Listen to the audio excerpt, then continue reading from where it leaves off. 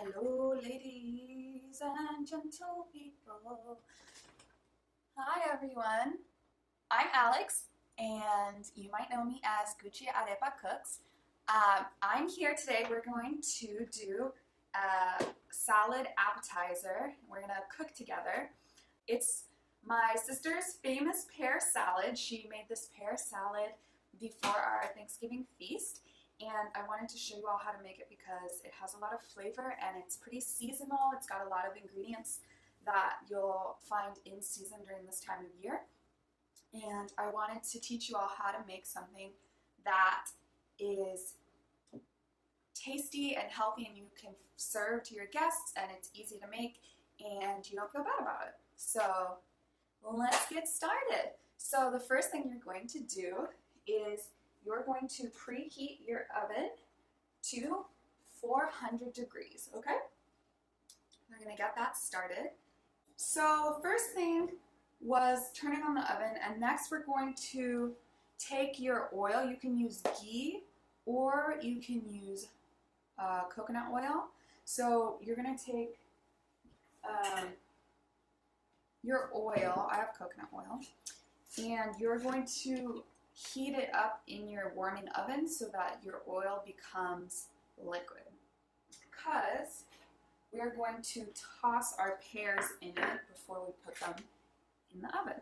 So I'm just going to take about a tablespoon and a half of my coconut oil and, okay, maybe 2 tablespoons.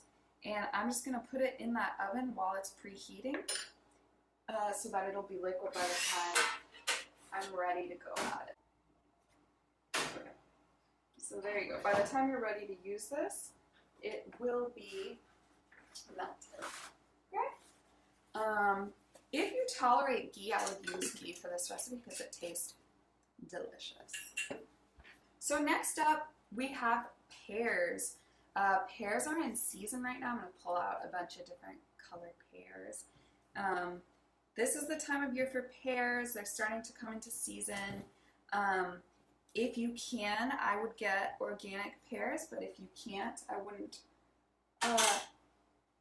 fuss too much about it because this recipe is still going to be delicious and nourishing even if you don't have organic pears. So these pears, these brown ones, you're looking for firm pears. So this recipe is going to serve 4 heaping servings. My sister uses these Bosc pears is what they're called. They're the brown pears. You're looking for firm pears. You're not looking for them as they're soft. The original recipe does, I believe, call for Bartlett, which are these yellow ones. This one's it's still a little firm, but these get softer pretty quick. I don't know if you can tell with the color balance. These are the yellow. Oh, there we go. These are the yellow ones. The red ones, I think they're literally just called red pears. These are nice. And then the green ones are called Danjou. So you're just looking for a firm pear. Experiment and see what you like. So we're going to go ahead and, we're going to go ahead and take these pears apart because we're going to just roast them just a little bit to bring out the flavors and make them nice and warm. So I brought out my big knife, but I'm using a paring knife. Maybe they're named after pears. Maybe that's why it's called a paring knife. It's not that big, and the trick about paring knives is you want them to be really sharp because they're made for kind of like doing fine grain work with smaller things. So we're gonna core these. Actually, I'm not gonna cut them into 1/8. I'm gonna cut them into 4ths because I don't want to take up all your time here. But you're gonna basically core them by cutting out the middle. So you'll see the middle, the core. In some of these pears, you can really clearly see what the core is. And the only reason we're cutting out the core is that it's kind of harder than the rest of the pear, so it won't taste that good. Once it's cooked, it'll be kind of, sinewy. There will be texture that is different from the rest of the pear. So I'm just going to go ahead and cut these into 4ths and then take out the core. You don't have to take out too much of it, but you don't want the seeds or those pieces of fiber. Fibrous, that's what the word I was thinking. Pears are a really good source of fiber, actually. Apples and pears are a great source of fiber. They feed the healthy bacteria in your gut. So this is a great recipe for people who want to learn how to add more fiber to their diet. Okay, so the recipe calls for 4 pears. We're going to do probably a little bit of each. I might skip this one because it feels a little soft. But you definitely can use those bartlett pears, the ones that I just put to the side. Note to self, take the stickers off before next cook along. There are a lot of different types of pears. You can experiment with them and see which ones you like the best. They also taste slightly different, kind of the way that apples taste slightly different, and everyone has their favorite apple. This is a great time of year to experiment with pears because they are in season. So if you can make a little trip to your farmer's market or a place that sells food from local farmers, that's when your pears probably will taste the best, is because the farmers won't have had to worry about making sure the pears were strong enough to travel. But so you'll get some nice pears that have more flavor.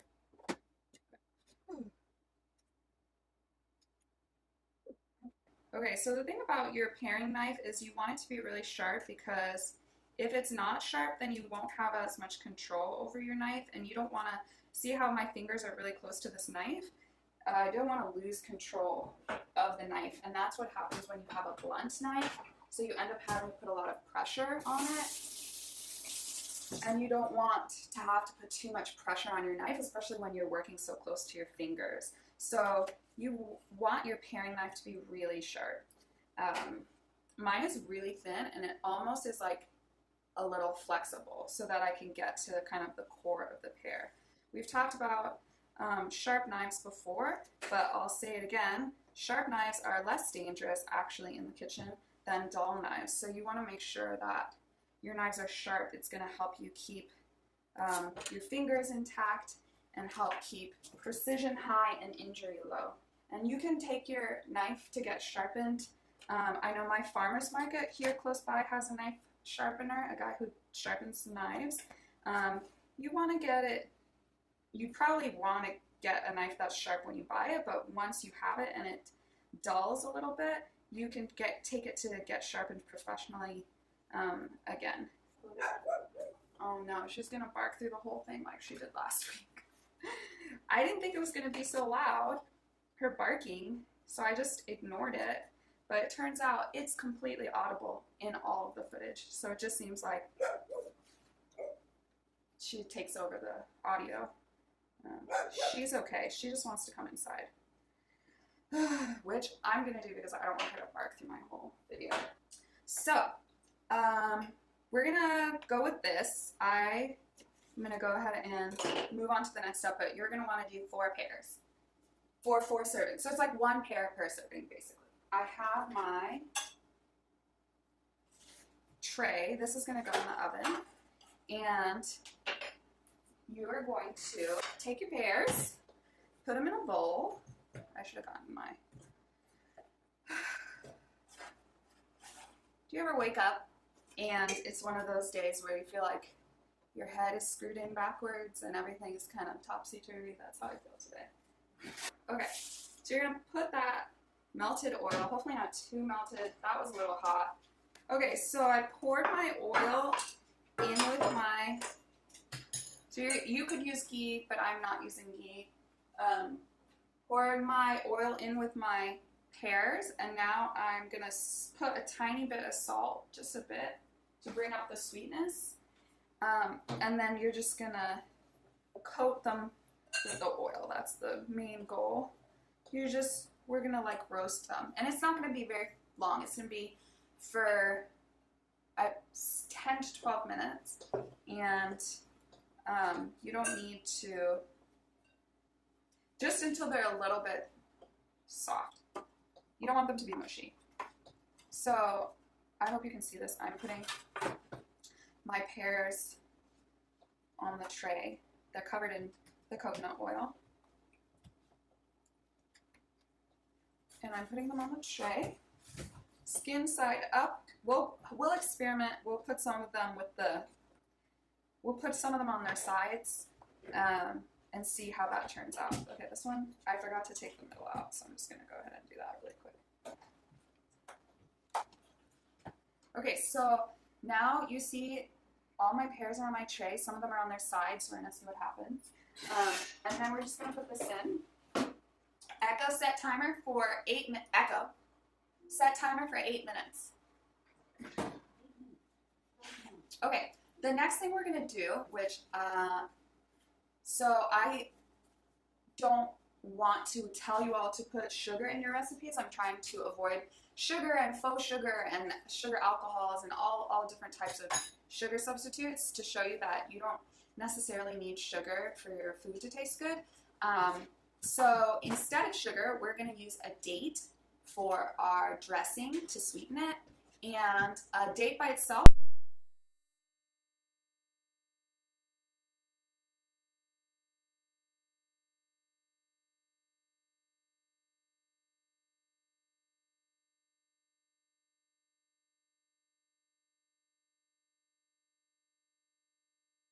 so that we can blend it into the dressing. So I have a date. I'm going to put it in a little container. Medjool dates.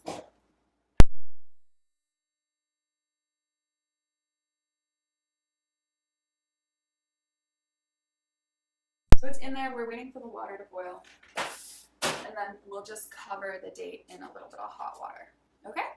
So, next thing, we are going to roast the recipe calls for either walnuts or pecans. I chose the pecans in a dry pan. That just means that there's no oil in it, and I'm just going to turn it on and make it hot.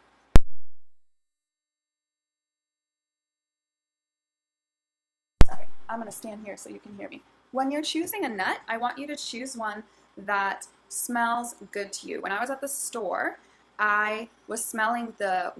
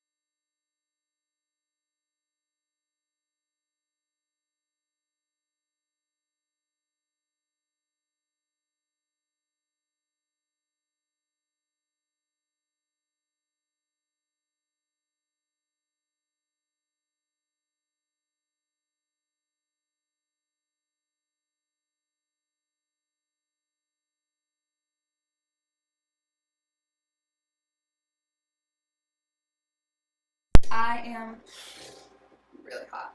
Okay, so I'm gonna put my nuts in for 6 minutes. And we're just gonna push them around until they're nice and hot and a little bit roasted. You don't want them to be burned. So it looks a little smoky, but that's the pan and not the nuts. Okay. So we'll be pushing those around for a little bit. Okay. So we've got our nuts on the dry pan. There's no oil. We're just kind of heating them up so that the natural oils in the pecans kind of comes out and they're nice, warm, and toasty. Okay? So while we're doing that, my water has boiled. So we're just going to go ahead and cover, I have one date at the bottom of the jar. We're just going to cover the just cover the date with water. That's it. We just want to make it soft so that by the time we get around to using it, we can use this date and it's nice, it's soft and it's hydrated and it'll be nice and mushy so that it incorporates into our salad dressing. Okay. So while those two things are waiting, we're gonna go ahead and go to our dressing. Okay?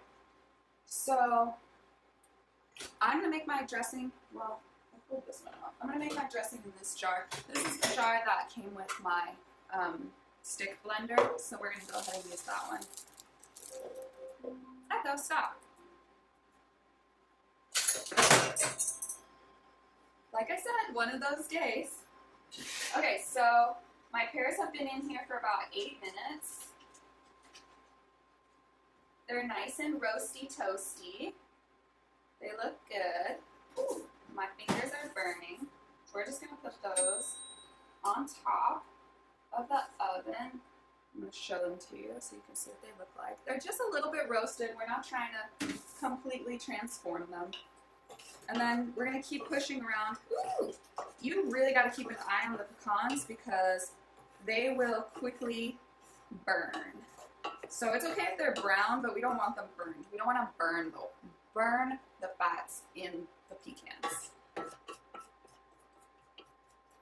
So the next thing we're going to do is we're going to work on the dressing. The dressing has 3 tablespoons of balsamic. Balsamic is kind of like an aged vinegar. My balsamic, the one that I have, is white, which means it comes from a white grape to begin with. So when you see your balsamic, they're usually darker in color. The white isn't as common. So don't be worried if your balsamic vinegar comes out dark color. It's going to be like dark brown, almost red. Okay. These are super toasted. Okay. Just going to put these aside. I stopped these a little early because they smell good. They're smoking. So maybe even a lower heat than the one I had them on would be better for you guys. Okay, so the recipe calls for 3 tablespoons of balsamic. So balsamic is a little bit sweet. When I made this recipe, when I did my trial run, I did not add any sweetener, any sugar, any dates, anything, because the balsamic was sweet enough for me. So it's like this. It's almost like, you can see it's pretty viscous. It's almost like a syrup. That's how it's meant to be. And a lot of people make balsamic vinaigrette out of balsamic vinegar. So that's pretty much what we're doing. We're making a vinaigrette. So the next thing is we're going to add our little date. It's been softened now. So you should be able to easily mush it when it's soft enough. The other cool thing is when you do this with your dates, some of the sweetness of the date ends up in the water that you use. So you can even use that water to sweeten up like some of your stuff if you want a sweetener. I know a lot of people who use date water like that. But basically, you can smash this really with a fork and you can see that it's almost like a paste.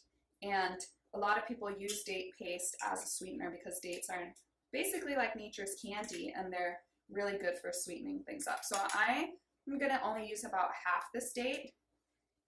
You're welcome to use the whole date. Do whatever tastes good. And if you don't like it, if it's not sweet enough with half the date, use the whole date. So the next thing we're gonna add is Dijon mustard, which I forgot to get out of the fridge. Okay, so we're gonna use 1 teaspoon Dijon mustard. Okay. I'm using half a tablespoon Dijon mustard. You can use, depending on how much tang you like, you can use more or less than that. The thing about recipes is that they're actually not mandatory. You can change things as you like them, as you prefer them. You can try it one time the way the recipe is written and then you can adjust it. And the reason that I print out most of my recipes is so that I can annotate them on the side. I write notes in my cookbook. I write what I would add more of, what I would add less of. You can do the same thing with your recipes. Just keep track of what you like and what you don't like, because the point of food is to make stuff that you like to eat and not necessarily to exactly follow a recipe and get something that you wouldn't eat anyway. Does that make sense? So this date is soft enough that I've pretty much incorporated most of it with just a tiny whisk, but we're gonna go ahead and use a blender, a stick blender, to make it really smooth. And the next thing we're gonna do is we're gonna add our oil. So I have an olive oil. You could do this with, for example, an avocado oil as well. That would work just as well. The recipe calls for starting with half a cup and then adding more if you taste the dressing and you prefer it differently. For some reason today I feel like I've never done this before. I thought I was ready and then it turns out I wasn't. I even did this yesterday to make sure I was ready. Okay, so I'm going to pour half a cup into a different container so that I can keep track of how much I'm using. Actually, we're going to start with 1/3 of a cup because it's making me. Okay, so what I'm going to do is I'm going to run my blender and add my oil little by little. Okay? And while I'm thinking about it, you don't have to do this with a hand blender. You can do this with a whisk or a fork. I like to do it with a hand blender because it whisks a lot of air, incorporates a lot of air into it, so it's like a lighter, the dressing is a little bit lighter. I like that texture, but it's not mandatory. You can just whisk it with a whisk or whisk it with a fork, and you should be able to get the same thing. So you'll see the texture has completely changed. It almost looks like, well, it looks like a dressing, but it looks almost like a sauce. Does that make sense? I want to put it so you all can see it. So start with about half a cup of oil and then see if you like it. So what I'm going to do is I'm going to taste it.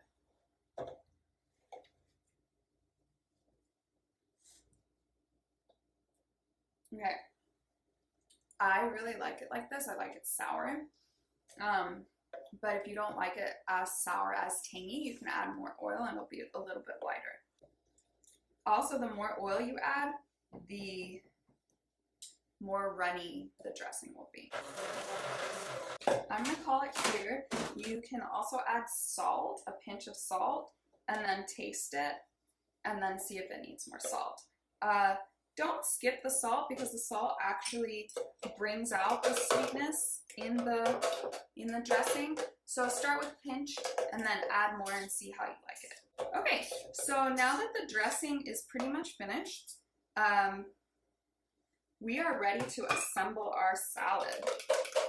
So I'm just stirring it with a fork so that I can get the salt mixed in. When you're ready to do your salad, you'll want to get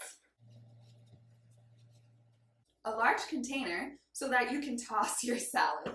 Sorry, I'm on slow-mo, which means I can only do one thing at a time. Usually I can talk and also give you advice at the same time, but not today apparently.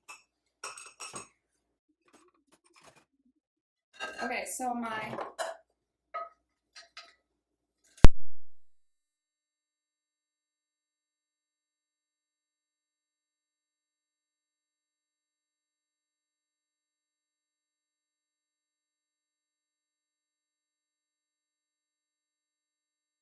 a cherry or a cranberry, and my strong recommendation is that you try to find them without added sugar. Cranberries, if you've never had them before without sugar, they're very tart, and the sugar is added to make them palatable. So I didn't get cranberries, I got cherries because cherries are naturally sweet to kind of offset the tartness. But the trick with the cranberries is packaged dried cranberries have so much sugar. If you added that much sugar by hand to your cranberries, you would be so surprised. You'd be like, why does it need so much sugar? So that's just something to think about if you're going to use cranberries at all during this holiday season, is that most cranberries that you're buying in your jelly, in a package, in your dried form, these are going to have added sugar to make cranberries palatable, because pure cranberries are super, super tart. So if you're watching your sugar intake, if you're trying to eat healthy, I would really just think about, before you use cranberries, just think about making it yourself so that you can control the amount of sugar. It's not that you should never have sugary cranberries, but you should just think about it and try making it yourself so you can see how much sugar is actually needed to offset the tartness of the cranberries. That being said, I did not use cranberries. I used cherries in this recipe. So we're going to go ahead and move forward. We are tossing all the salad ingredients. If you just joined, we're making a pear salad, my sister's famous pear salad that we serve as an appetizer for our holiday feast. And we've roasted the pears, we've cut them, we've cored them, we've roasted them for about 8 minutes. And we've toasted pecans. We have made our Dijon vinaigrette. And now we're kind of just tossing everything together so that we can coat everything in the dressing, and then we're going to go ahead and serve it. So you are in the stage where we're wrapping everything up. So you get to see everything come together. Hopefully it turns out cute. But don't feel discouraged if your food doesn't turn out cute, because I'm sure it'll still taste good. Sometimes food isn't as cute as you want it to be. Okay, so I'm pouring in this dressing and I'm literally just tossing it. Woo! This is also why you don't want your pears to be too soft, because you don't want them to get smashed when you're tossing them in your salad. Okay. So for about these are big servings. This is a good recipe for when your guests are like, when is the turkey coming out? And you're like, soon? And you need something to kind of hold them off. So these are like heaping servings that you'll be giving your guests. And it's about 1 pear per guest and per serving. And I'm serving it spring salad mix. I know it's not spring, but the idea is to find a salad mix that has stuff that you will actually eat, salad that you'll actually eat. So don't buy something you don't like. Don't buy a mix you don't like. What's in season now is radicchio, which if you've never had radicchio, it's those dark purple, they look like cabbage leaves, and then you put them in your mouth and you realize that it is not cabbage and it is very bitter. And radicchio is really good for you, but its flavor is not for the faint of heart because of how bitter it is. So I don't want to eat radicchio, which is okay. Like sometimes I don't want to eat super bitter things, even if they're healthy. So I chose a salad mix that I did like, and it has like beet leaves, it has different lettuces. So that's what it is. That's how it goes. And then so once you toss everything, you can assemble your pear salad. And the way that you make this recipe is that the pears are still warm when you pull them out, so everything's like nice and toasty when it comes out of the oven. Like the walnuts or the pecans are still warm, and there you have it. So so if you make this recipe, you can serve it to hold off the hunger of others while your turkey is being made. Or you can, when you know that you have about 30 minutes before you're ready to serve the turkey, you just get started, you serve it warm, and by the time everyone's done, the turkey will be ready. So here is my sister's famous pear salad. And if I remember, I like to take a taste of my food to prove that it is edible, but sometimes I get all in a tizzy and I forget to taste it. So here goes nothing.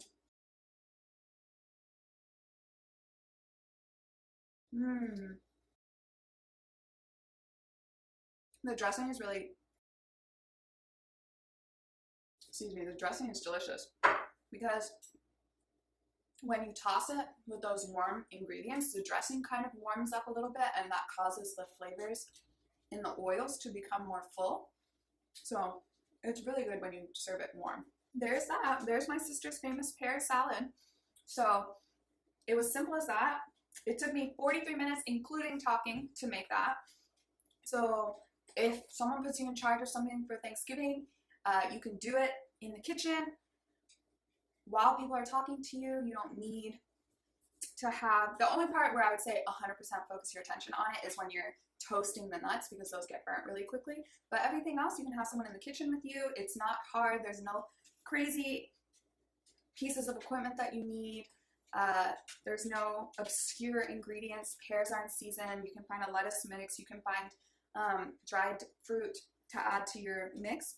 And yeah, you can serve something that tastes luxe, it tastes fancy, and it doesn't take that much time to make. So it should be much quicker if you make it without, doing a video along with it. And even if you have someone in there keeping you company, they can help you make sure that your nuts don't burn. So thank you so much for joining me this week. Next week, we're gonna go ahead and I have no idea what I have on the schedule next week. Oh, stuffing / dressing. It won't be stuffing because I'm not gonna make a bird with it. So, but we're gonna do a flour, gluten-free, dairy-free stuffing because I know that's hard to find an alternative for, because most stuffing, the base is, bread. So you might say to yourself, how can you make stuffing without bread? So that's what we're gonna do next week. We're gonna try that out, and I hope that you can try this and make it for your Thanksgiving, for your Friendsgiving, make for your family dinner, and try out something new. So that's all. Thank you so much.